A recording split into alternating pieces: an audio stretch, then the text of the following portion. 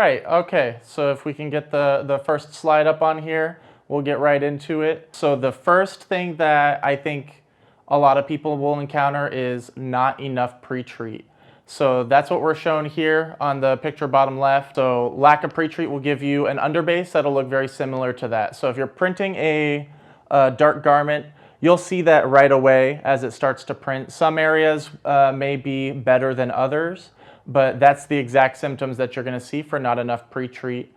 You may also see similar symptoms if you're looking at maybe shirts that you pre-treated a different day and maybe the fibers in that particular area got roughed up before you printed it. Maybe you didn't press it before you printed. Something like that, you'll get a similar look. Most of the time, it's just not enough pre-treat. Maybe when you were working with the Wagner on the pre-treat machines, maybe it was just not spraying as consistent of a spray pattern as you thought it was, so it gave you this result. So with this kind of thing, a lot of people kind of have the instinct to go ahead and print another layer of white over that to try to cover it up and salvage the shirt.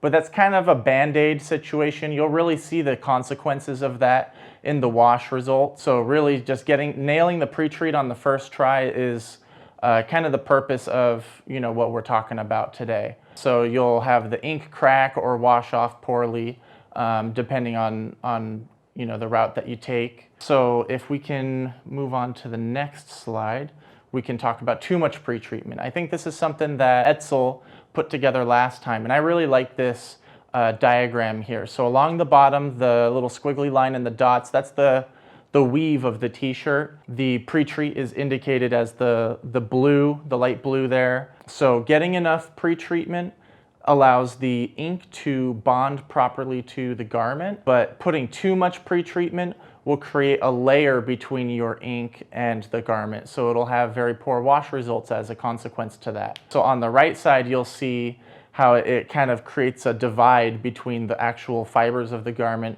and the ink. So the print might look epic, but by the time you go and you start using it, washing it, it's gonna have some really poor results down the line. So just the importance of that pre-treat accuracy and getting the feel for how much you need is really important. One thing that I find very beneficial is when you're getting set up, if you're one of the folks who are just getting set up, go ahead and use a couple of t-shirts for your tests. Some people kind of go in blind. If the print looks good, they proceed. I do encourage you to go ahead and do some wash tests. Make sure that they're going to hold up and you're putting out a product that you can be proud of. Because sometimes, like on the picture on the right, you can have a really good looking print, but by the time it gets to the end user, your customers, it's really not going to hold up as you would want it to. So we can do better for our customers by being more proactive with the testing process. It does become somewhat difficult, I will say, when they bring in their own shirts. I know Etzel last time did touch on that as well, that he discourages that. I think with experience, you can phase that back in and you can have some really great success with it. I also, in addition to training, I was handling our samples production for our sales team. Sometimes, maybe some of you guys have sent us some pretty tricky garments, and I had to nail it in 1 to 2 tries. So I can tell you for certain, just from experience, you can do it in that 1 to 2 tries, but you do need that experience to fall back on before I would really recommend you do that. For a new user, that's going to be a little dicey. That's going to be really frustrating. So I would say stick with a handful of garments that you can test on your end first, and then proceed from there. Definitely want to hear from you guys. If you're having a particular problem, that's something that we can certainly try to address, or if it's just technique stuff that you'd like to share with the group, we would be more than happy to hear it as well. So the next thing that we're gonna kind of transition into here is crystallization. Most commonly, you're gonna have these symptoms from too much pre-treatment, but it might also circle back to what Ryan wanted to desperately talk about at the beginning, is heat press stuff. So it might also be a consequence of too much pre-treat, but too much pressure or too much heat, or a combination of those factors. I've also seen it when you reuse the silicone curing sheets too much while pre-treating. Sometimes if the garments that you pre-treat need a lot of pre-treat to it, the pre-treat may stick to the sheets. So when you go to use them too many times, that pre-treat will reapply to the garment in a very poor, like a bad looking way. So let's see, I see a couple of comments here. So wait 48 hours before washing. You can, the time frame before washing would kind of depend on your environmental situation.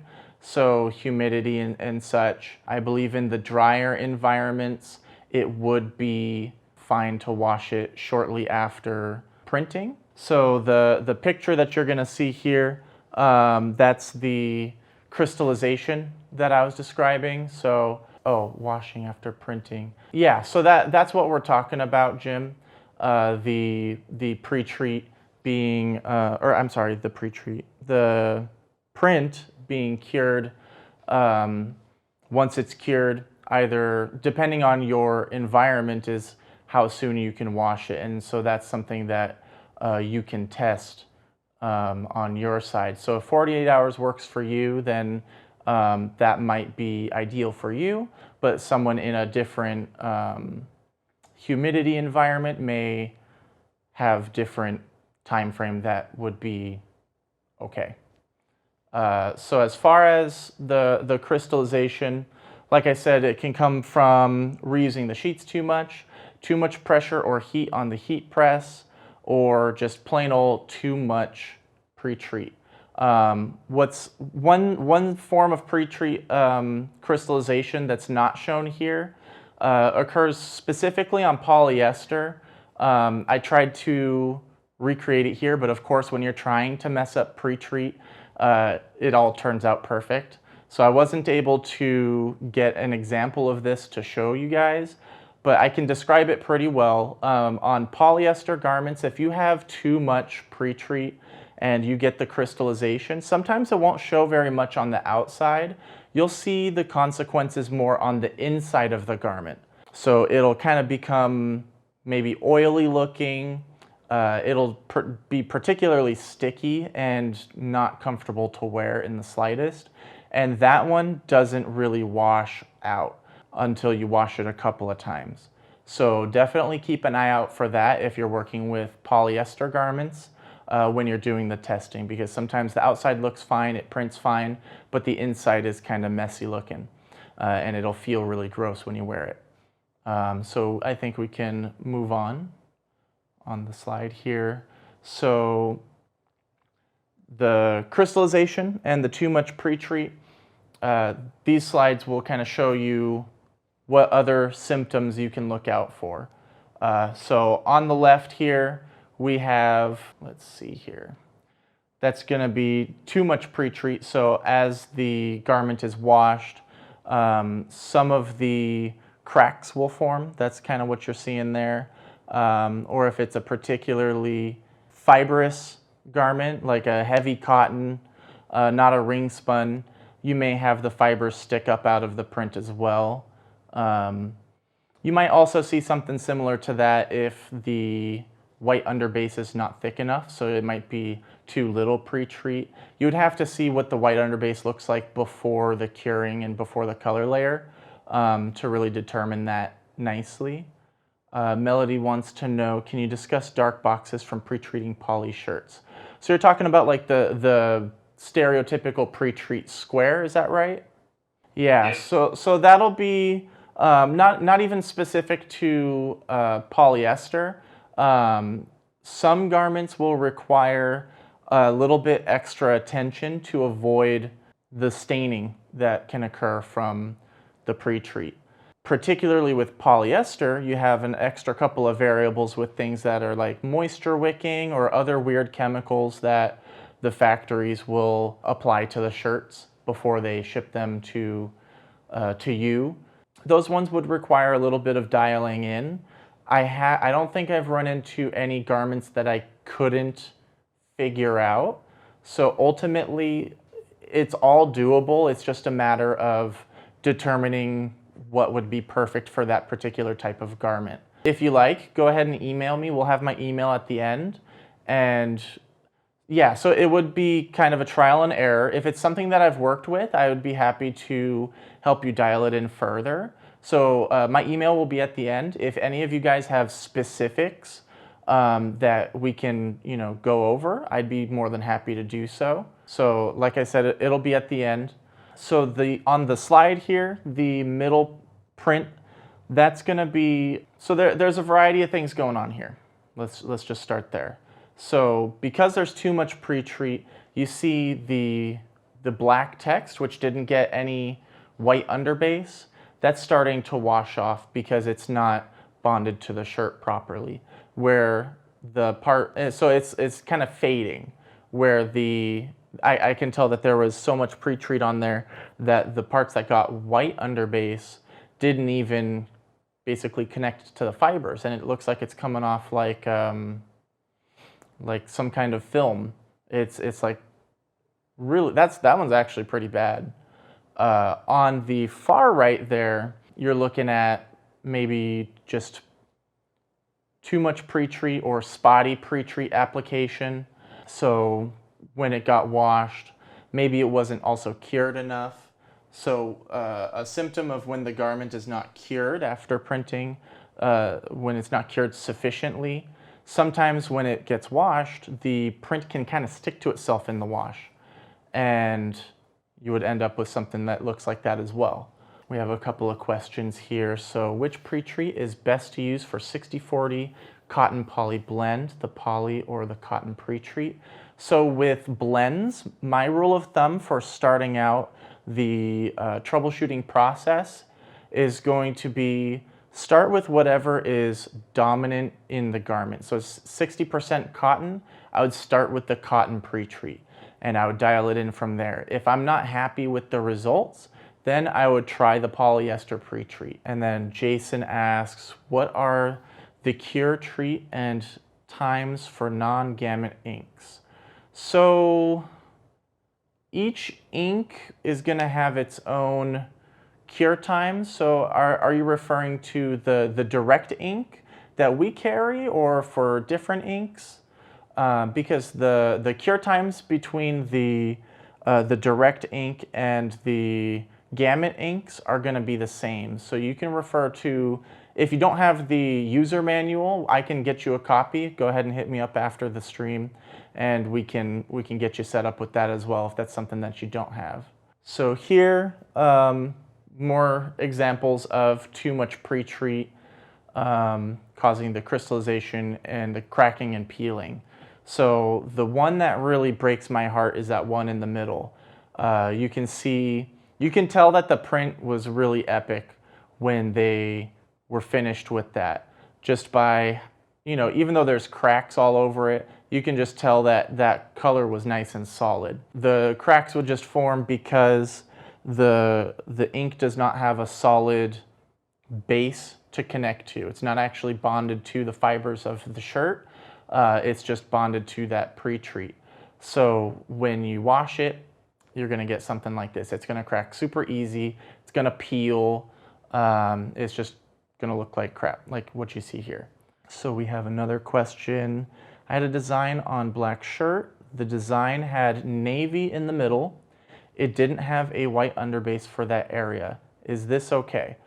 Ultimately, if the print turns out okay, and if the wash turns out okay, then it's okay. If it achieved so sometimes when you're printing on a particular garment and it doesn't achieve the color that you want, sometimes the instinct is to put more ink because the ink is where the color comes from. But I do want to kind of reprogram you guys to try adjusting the pre-treat amounts as well. Sometimes when the print doesn't look that great, it's not always the printer or the print head. If your nozzle check is looking good, it's always a good thing to suspect the pre-treat application first and then move back to the printer and kind of dial it in from there. A good rule of thumb is to always start with the easiest things to test and then move to the more difficult stuff, unless obviously you know for certain that there's a particular issue. It says, I was just making sure the ink will stick. The color was excellent. So that's really great to hear. So as long as the color is good and you cured it for the appropriate amount of time, then you should be all set. That also kind of circles back to the pre-treat as well. So as long as the pre-treat's looking good on there and it's cured properly, then it shouldn't be an issue. I'd like you to also follow up with me. I'd like to, see the before and after of that, just for my own curiosity. I think we can move on to the next slide as well. So, okay, yeah, so this one's gonna be the washing issues from the garment materials. So this is something else that's kind of pre-treat adjacent that's prudent to talk about. So we can do the next slide. This kind of summarizes what I was going for here. So although it may seem like all shirts are the same, we also have to take into consideration the shirt, what the shirt is made out of and the quality of the garment. So both of those things can heavily influence how the ink will hold up in the wash.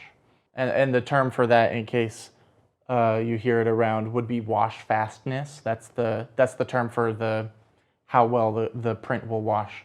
So for the gamut inks, we've got 100% cotton or natural fibers. Here's the garments that will be good with the inks, right? So you can pretty much do anything. Spandex and rayon become difficult because they're just so stretchy. Sometimes they can outstretch the elasticity of the ink when it's cured, in which case it would peel off of that particular garment. So that can be an issue. I definitely want you to look out for that. For the DuPont inks, the direct ink, try to stick with as dominantly cotton as possible. You can't go down to 50-50 blends, but sometimes it can get a little bit dicey. My experience tells me that with the 50-50 blends, you're more prone to experience the staining that you might not see with the gamut inks and the gamut products. So definitely keep an eye out for that. You definitely want to avoid any of the garments that have the moisture wicking or that are waterproof, the sport, dry, whatever the term that particular company has for making it water resistant, because we do use water-based ink and pre-treat, and it just plain would be very difficult for you and would not give you very good results after wash. Even if you can manage to get the print to look good, the wash results would not be ideal in the slightest. So the quality of the shirt will heavily influence how the ink holds to the fibers. So cheap shirts, low quality shirts will yield less washes due to the quality of the fibers. So sometimes it's not even like a pre-treat or ink curing issue, it's the garment issue. So the fibers are breaking off of the shirt or unraveling and giving you issues in that regards. That's not really something that I would expect you to run across in your wash tests unless you do very extensive wash tests. That's something that you would hear back from the customer down the line. So definitely choosing a higher quality garment up front will save you a lot of headache in the future for that. So I believe the next slide will show us kind of examples of the types of weave in the shirts. So we have the ring spun cotton. It's going to be a very neat uniform garment, and then there's another type that I'm drawing a blank on. It'll be on the next slide. There we go. Yeah, so the ring spun cotton is going to be our guys on the right, and then the heavy cotton will be what looks like on the left. Up close, it looks like the difference that you would be picking in the type of carpet that you would want in your house, but on the garment you'll really have a different feel when you're wearing it as well. So the heavy cotton is going to have those kind of itchy fibers that stick up, a little bit problematic when you're trying to print a nice clean image on it. And it's going to be problematic when you're washing it and those fibers are coming loose on you. In some instances, the pre-treat and the ink are enough to kind of hold that part of the shirt together to some extent, but it's kind of a band-aid to the situation, so it's less ideal for that. Definitely you want to stick with something that's a lot more uniform and just a higher quality garment. So we can go ahead and then, yeah, here's a perfect example of what your print results will look like as well. So regardless of how much pre-treat you put on, those fibers are going to stick up. So here on the right, you've got these kind of messy, very poor looking print due to those fibers coming up on you. And on the left, you can see a very uniform print, no fibers sticking through or sticking out of it, a lot cleaner. I don't think I have anything else to say about that one. We can move on. And I guess that's it. So any specific things that we don't address today in the Q&A, I'm more than happy to address via email. So anything that you guys need, whether it's specific scenarios that you have that have been giving you grief, or if you want to, like Ryan said, if you want to place orders, things like that, I can get you set up. If it's something that maybe I'm having difficulty helping you with, I have the connections to get you set up with whoever can help you get to the finish line of whatever your goal is.